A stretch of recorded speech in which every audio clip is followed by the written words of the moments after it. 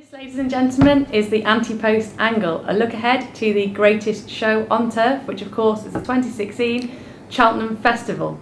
And I'm delighted to be joined by the Irish Field UK correspondent, Rory Delaghi, and Dave Massey, one half of racingconsultants.co.uk. Good afternoon. So, in just 7 weeks, I believe now, the best horses from England and Ireland will be competing in the shadows of Cleve Hill, hoping to provide connections with a spine-tingling victory at the home of jump racing, and it will be one they will never forget. And what better way to whet the appetite than to have a look at the key races for which entries have been received so far. There's 6 of them, and we're going to have a quick look through what we fancy at this stage, starting with the Timico Gold Cup, which is worth a record £575,000 this year. There's just the 32 entries, a record possible Irish contingent of 18. Do we think the prize will be heading back over the Irish Sea, David? What's your view? Yes, I think the prize will be heading back over the Irish Sea. Which of the Irish horses will take it at this stage is open to some debate. I'm still at this stage with my old friend Don Poli, despite his form this season, perhaps not coming up to the same level as one or two others in the race at the moment. I still believe, I still think there's a huge performance in him. I think the Gold Cup will bring that out in him because it's nothing but a stamina test, and that's what Don Poli wants. I'm hearing a lot of people saying, you know, that come the day the quicker ground won't suit him. I don't think that's particularly true.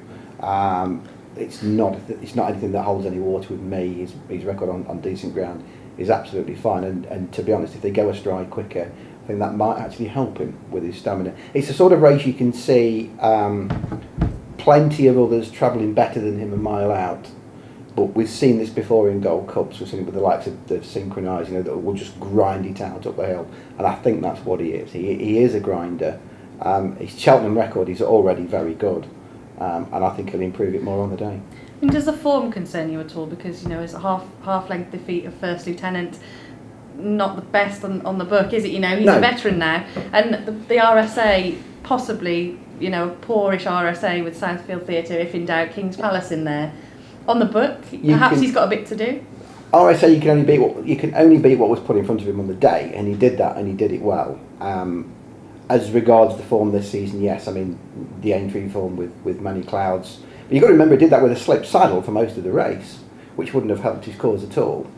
And he certainly needed that run. Yes, you can argue that the Lexus form perhaps doesn't come up to standard at present, but I watched the race again the other day, and as much as it looked a laboured effort, I think actually in the last 100 yards, First Lieutenant was like picking him up, and as soon as he's got to his quarters, he finds a bit more again, and that's the sort of horse. That's the key to Don That's Poli, the key to it. That's the sort of horse he is. Whatever comes to him, if he's in front up the running, they won't get to him, because whatever comes to him, he'll keep finding a bit more. He's just, I don't want to use the word lazy. Lazy is the wrong word, but he will keep finding for you for pressure. A lot of people say he's, excuse me, off the bridle early in his races, and that's a mistake. He races behind the bridle, if you allow that expression, in that he doesn't do anything he's not asked to do.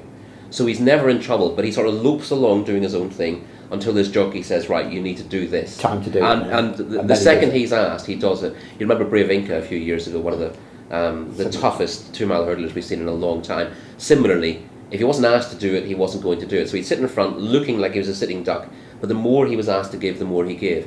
Don Poli's exactly the same. He won't be off the bridle and struggling at any point in the race. He'll just be doing his own thing, and it's up to whoever rides him, and that's the big issue with the Gold Cup is who rides whom, because you got Don Poli, you got Don Cossack, and you've got Road to Riches potentially in the race. Brian Cooper's got the choice of those. I think he suits Don Poli a little bit better. I'm not sure that he's ever really gelled properly with Don Cossack. Yes. So I prefer Brian to ride Don Poli because he's built up a good relationship with him. Go back to the RSA last year. It wasn't a terrific race, but I've never seen an easier winner. Just watching from the last round. You did seem quite keen on him afterwards, you know. Everyone was impressed. And has done this season as well. Every time he's won, Willie has not come out and said, well, I don't think that's good enough. You know, he's always talked the horse up. You can tell what he thinks of Don Poli. And I think hopefully on the day, as I say, I think we'll see. The description was all out to beat First Lieutenant, but do you think there was a bit left there? That's just how he does it. I don't think, Anyway, I wouldn't say again, look at every Lexus run in the last 10 years. they tend to be messy, attritional affairs, and nothing tends to win them easily. That's the nature of Leopardstown in the mud. But he's very, very likeable. We saw the previous year, Road to Riches scrambled home in the Lexus in similar style. You know, two or three other horses looked like winning that before he came through to take it, and he ran an absolute stormer in the Gold Cup. So not looking impressive at Leopardstown doesn't bother me at all. Mm-hmm. And the key race to this Gold Cup is, of course, the King George, as we all know, and Q Card battled on very well to beat Vautour that day, and Don Cossack came down at a late stage, and it does look to be a key form angle, that race. You know, Q Card did rally very well to get the better of the enterprisingly ridden Vautour. Yeah. What was your take on that race, Rory? Because I believe you were quite keen on Don Cossack to take out that race. Yeah, I mean, Don Cossack was upsides Q Card when falling in the straight, having not travelled brilliantly through the race. As I said, I've got a slight concern with him in that he doesn't always seem to gel with Brian Cooper. So he lost the space early on a little bit, got bumped around, but he was in the clearance staying on. Excuse me, when taking that fall, and if you take his relative position with Q Card at the time and where Q Card finished, it's easy to make the judgment that he would have won the race. I don't like to make hard and fast judgments like that, because he made a mistake. If he'd made a mistake and stood up, then he wouldn't have won the race. So to forgive a horse a fall and say he would have won the race but for that ignores the notion that the fences are there to be jumped, and he was reaching for the fence. The reason he was landing in front of Q Card was because he'd taken off too far away from the fence, and he just about cleared it, and obviously didn't do that well enough and ended up crumpling on landing. He's still very, very good. The thing I like about Don Cossack was his defeat of Q Card at Aintree last year. Was one of the most impressive performances, but possibly the best performance of the entire season. And interestingly, as the Racing Post showed in their Christmas quiz, the best performance by a chaser under Tony McCoy ever. Right. That Aintree win, according to Racing Post ratings. People will say he doesn't stay, and people say he doesn't handle Cheltenham, and I don't go for either of those. His Cheltenham run's been rather unlucky. He was a faller in the RSA, and you can point to the fact that he fell again last time out, but his jumping has been brilliant at times as well. When he's able to do his own thing, his jumping is very good, and maybe that is a bit of an issue in what could be a big field Gold Cup with no hiding place. Will he be able to do his own thing? If you look at the Ryanair last year, he was dreadfully unlucky. He made a mistake at the top of the hill. Wasn't Brian Cooper's finest ride, in that he immediately tried to rush him up on the outside of the field. If he just let the horse find his stride again and get back into contention, I think he'd have won easily. As a result, he ended up being out of rhythm, going down the hill on the wrong part of the track. He's then been completely squeezed out by two horses at the second last, and he should have ended up on the deck there. And for him to not just to survive that, but to then run past those horses and fly up the hill for a place shows how good he is, and shows that the Cheltenham Hill will bring out the best in him. He'll absolutely devour it. So I don't really buy the notion that he's not suited by the track. Yes, he does need to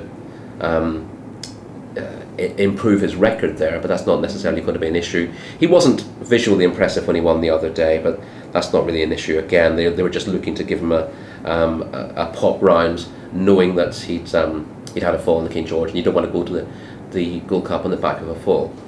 He may or may not wear cheek pieces. I think What's cheek your pieces view would on help that? him. I mean, I would. A few people would say, well, headgear's a big negative at Cheltenham, but does he look a bit lazy to you? Yes, at times? he's a little lazy. Is probably not not the right word for it. It's not the right word, is it? He's a little bit leery at times, and he needs help concentrating. Larry.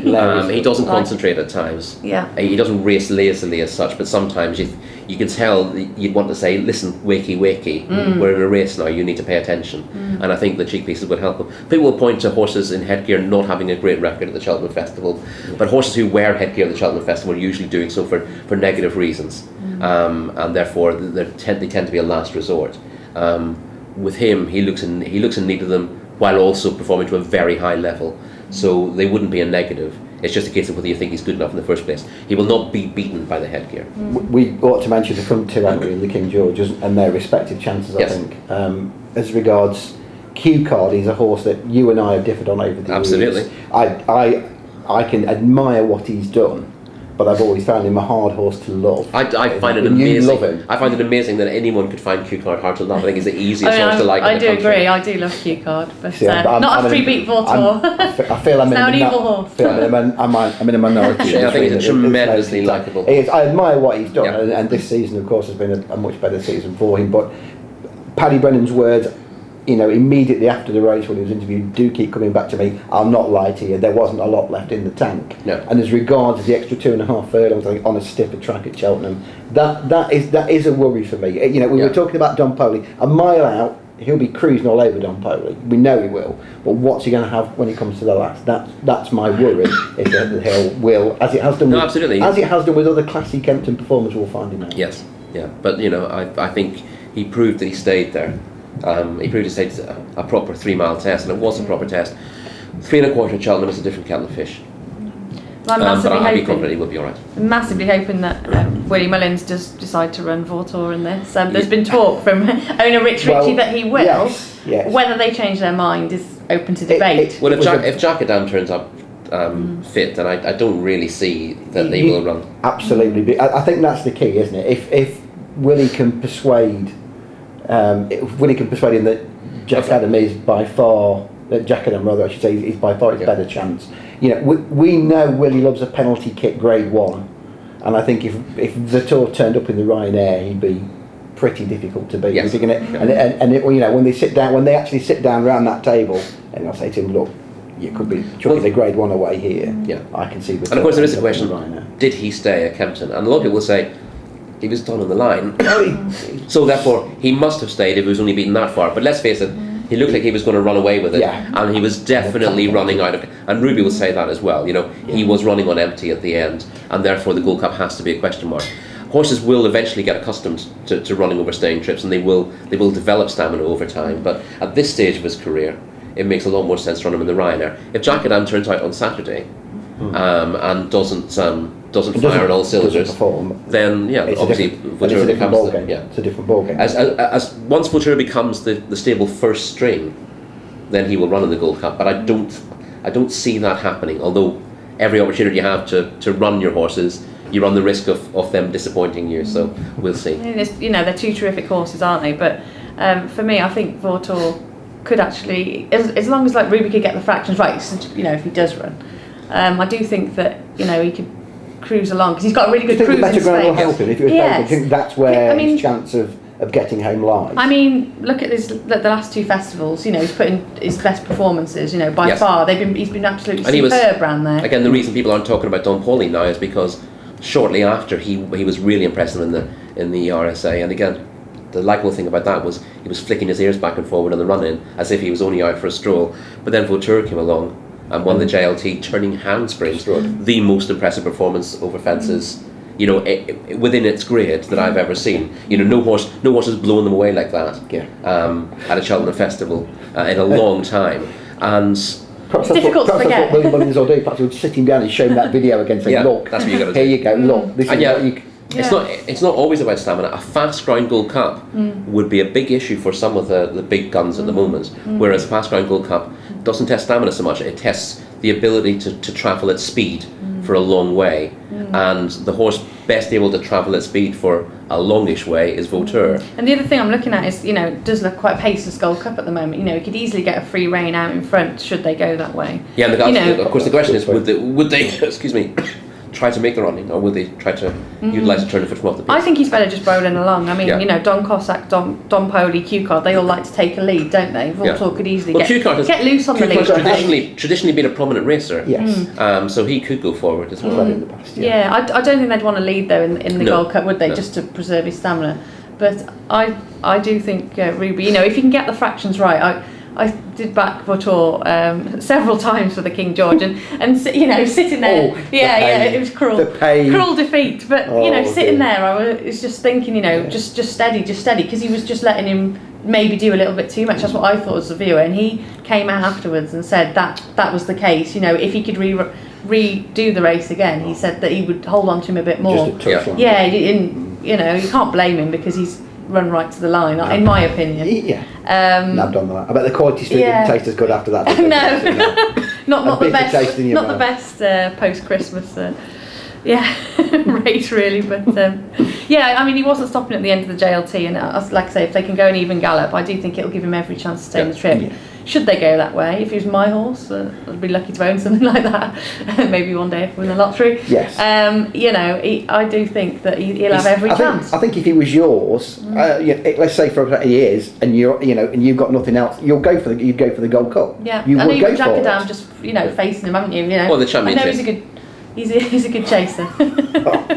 It'd be There's so many options. It'd be really interesting seeing Vautour given a chance at the championships. Well, it's interesting you say that because, as well, we've known each other for a while now. For the last 2 seasons, I've been banging the drum for Q Card in a champion chase. Yeah, but I think it'd be fascinating. You were horribly wrong about that. Horribly wrong about that. Such huge ability. It's fascinating, isn't it? He can go anywhere. Like Auto Star. He's got such speed.